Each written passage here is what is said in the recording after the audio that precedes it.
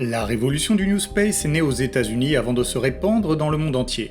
Il existe aujourd'hui plus de 150 lanceurs privés, actifs ou en développement. Une masse de projets impossibles à suivre en détail.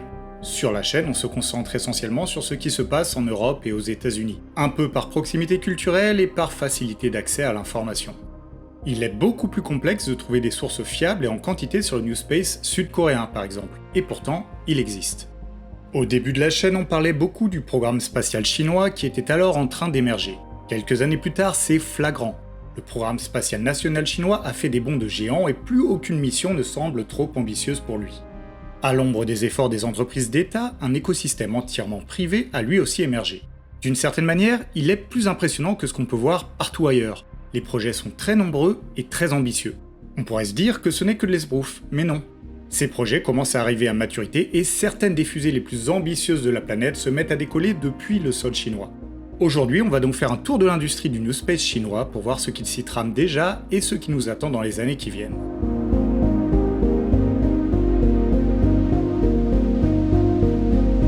Le New Space chinois a émergé il y a une dizaine d'années, au milieu des années 2010. D'abord avec des entreprises spin-off de grands programmes d'État qui exploitaient essentiellement de petites fusées à propulsion solide.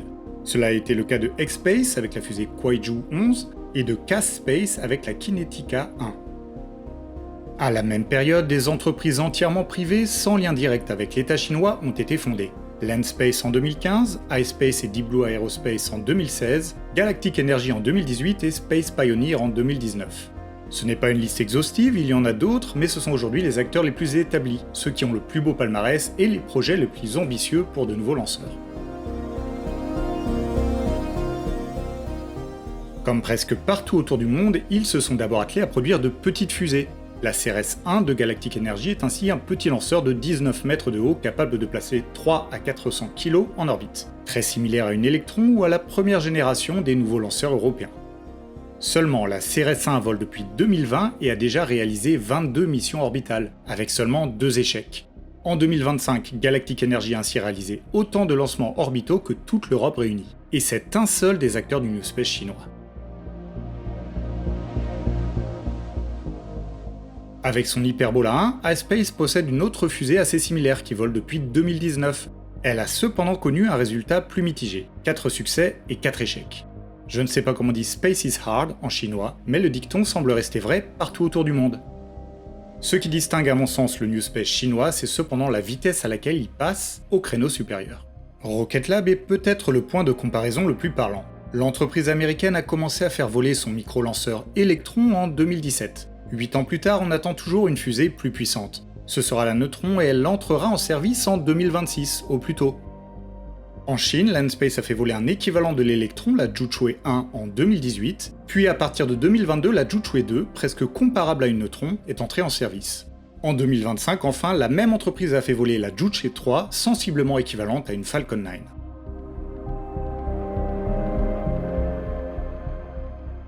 C'est exactement ce qu'on est en train de voir avec de multiples acteurs, le passage en vitesse accélérée de l'étape micro-lanceur à l'étape lanceur lourd, souvent réutilisable. La Zhuchué 3, qu'on vient d'évoquer, n'a ainsi pas grand chose à envier à une Falcon 9, au moins sur le papier. On pourrait même dire qu'elle est sensiblement supérieure. Elle exploite des moteurs en méthane qui devraient rendre son premier étage plus facilement réutilisable. Son corps est en inox comme le Starship, mais soudé par laser, ce qui facilite la production. Pour le reste, on retrouve largement la sauce Falcon 9. 9 moteurs au premier étage, des grid fins pour le contrôle de la rentrée atmosphérique et des pieds déployables. Landspace vient de réussir le premier lancement de cette fusée alors qu'ils avaient raté les premiers vols de la Zhuchué 1 et la Zhuchué 2. C'est un signe que l'entreprise gagne en maturité. La récupération du premier étage a été ratée, mais le contrôle semble avoir été plutôt bon avec un crash à très grande proximité du pad d'atterrissage, pour le meilleur et pour le pire. Logiquement, Landspace devrait donc revenir sur un pad de lancement assez rapidement, et peut-être atteindre une cadence de tir appréciable. La Zhuchué 3 fait partie des fusées qui doit lancer la constellation Guowang, un des Starlink chinois. Celle-ci vise jusqu'à 13 000 satellites en orbite et il y aura donc de quoi faire. Si Landspace parvient à se montrer suffisamment fiable et économique, notamment à travers la réutilisation, l'entreprise pourrait séduire la CASIC, l'opérateur de la constellation, et remporter une grande partie des lancements. Rien que ça suffirait à en faire un véritable proto-SpaceX. Dans les plans de Landspace, il y a également la navette Haolong. Il s'agit d'un petit avion spatial automatique sans équipage qui pourra desservir la station spatiale chinoise, une sorte d'équivalent à la Dream Chaser. Avec ses différentes applications, le patron de Landspace estime qu'il devrait être possible d'atteindre une cadence d'un lancement par semaine avant 2030. L'aspect le plus incroyable d'un tel développement se situe cependant au niveau des coûts. La Chine sait presque tout faire moins cher que les autres, ça se vérifie dans de nombreuses industries, et c'est aussi vrai dans le spatial. Pour le moment, Landspace semble commercialiser son offre de lancement autour de 4000 $ du kilo. À prendre avec des pincettes car ce sont des chiffres qui ne sont pas vraiment publics. C'est à peu près en ligne avec les contrats les plus compétitifs en Occident. Le patron de Landspace semble cependant persuadé qu'avec une montée en cadence, il peut diviser ce chiffre par 10. C'est à peu près ce qu'on attend du Starship dans un scénario optimal. Et Landspace pense pouvoir le faire avec un équivalent de la Falcon 9. De quoi donner des suées à la concurrence occidentale.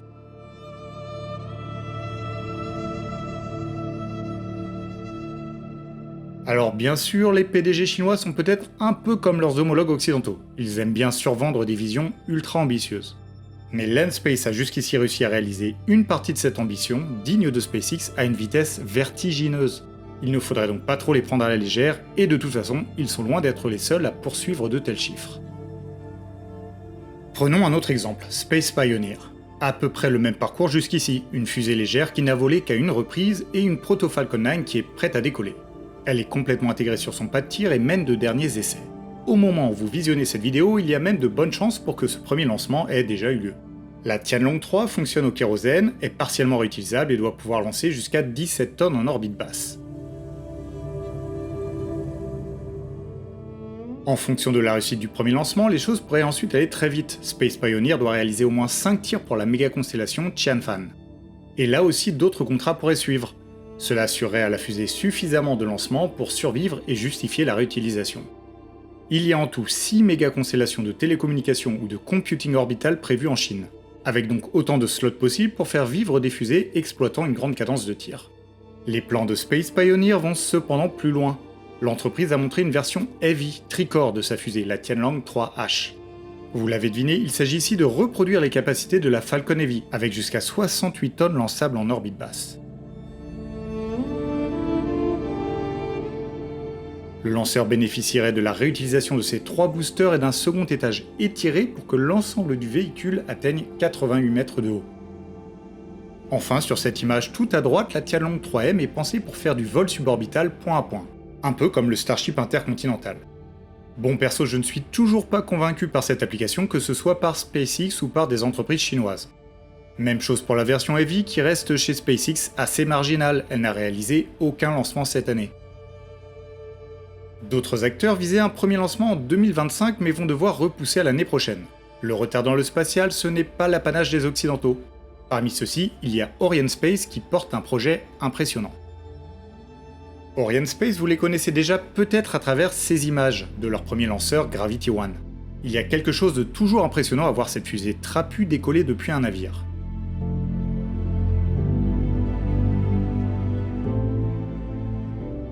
Pour le moment, il y a 2 lancements pour 2 succès.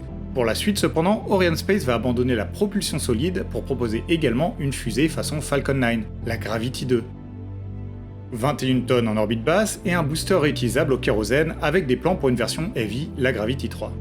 L'entreprise a publié des vidéos d'essais de moteur en novembre, il y a encore pas mal d'intégration et de tests à faire, c'est donc une première qu'il faudra probablement se réserver pour 2026. Dans le même cas de figure, iSpace en est à peu près au même stade et devrait faire voler son Hyperbola 3 l'année prochaine. Deep Blue Aerospace et sa Nebula One, elle aussi réutilisable, a été vue sur un pas de tir pour des essais de mise à feu statique en novembre. L'entreprise n'annonce pas de date de lancement, mais c'est de toute évidence très proche. En novembre également, Galactic Energy a annoncé avoir réalisé des essais de tir statique avec les 7 moteurs du premier étage de la Pallas One, encore une fusée réutilisable d'une capacité de 8 tonnes. Bon, je pense que vous voyez le tableau. D'ici moins d'1 an, la Chine aura probablement entre 5 et 10 lanceurs réutilisables opérationnels. En effet, à ces efforts privés, il faut également ajouter la Longue Marche 12A du gouvernement. Il y a même de bonnes chances pour qu'elle ait décollé et atterri au moment où vous visionnez cette vidéo.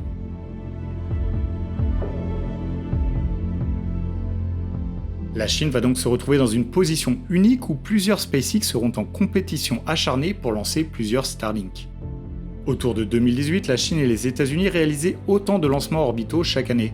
Les États-Unis se sont ensuite envolés à cause de Starlink. Je suis maintenant prêt à parier qu'en 2026 ou 2027, la Chine va revenir se placer à égalité sur le nombre de lancements avec les Américains, voire leur passer devant. Le pays a une capacité industrielle unique et ça se traduit aussi dans le spatial. Avoir une dizaine de lanceurs réutilisables qui arrivent à maturité en même temps, c'est presque impensable partout ailleurs. Je suis en revanche curieux de l'impact de ces développements en Chine et au-delà. SpaceX bénéficie d'un gros coup de main de la part de la NASA et de l'armée américaine. Je ne suis pas certain que Landspace, iSpace et les autres vont avoir autant de facilité en Chine. Le programme lunaire chinois laisse par exemple peu de place au New Space. Est-ce que la Chine pourra également exporter ses lanceurs ? Avec un prix de 400 $ du kilo, on imagine que de nombreuses nations qui ne peuvent pour le moment pas accéder à l'espace pourraient être intéressées. Le New Space chinois, c'est donc je pense la grosse tendance qu'il va falloir suivre en 2026. Je trouve le sujet extrêmement sous-médiatisé en Occident, même dans les médias spécialisés, et c'est pour ça que j'avais envie de faire cette vidéo. D'ailleurs, comment voyez-vous la chose ? Est-ce que vous pensez que la Chine s'apprête à franchir un cap qui va laisser tout le monde sur le carreau, ou est-ce que vous voyez ce nouveau développement comme plus nuancé, sans grande influence sur ce qui se passera chez nous ? J'ai hâte de vous lire.